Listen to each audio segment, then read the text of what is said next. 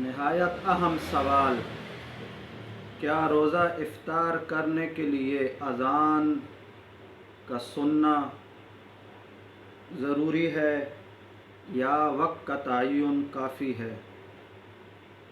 تو یاد رکھیں کہ جب روزہ انسان شروع کرے اور جب افطار کرے، دونوں کا تعلق وقت سے ہے۔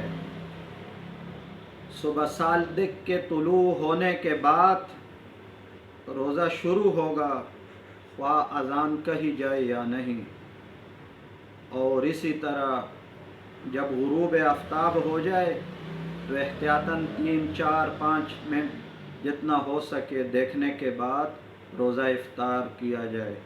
کسی وجہ سے گاؤں کی لاؤڈ سپیکر کی خرابی کی وجہ سے اذان کی آواز نہ آئے یا کوئی اور مسئلہ ہو اور روزہ کا وقت داخل ہو، احتیاطاً 2-3 منٹ اوپر بھی ہو چکے ہوں، تو ایسی صورت میں روزہ افطار کر سکتے ہیں۔ تو مسئلہ سمجھ کر اس پر عمل کرنا ضروری ہے۔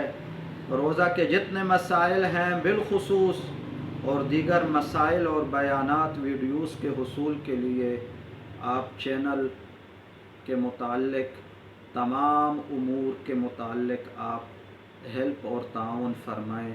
شکریہ، خدا حافظ، وما علینا الا البلاغ۔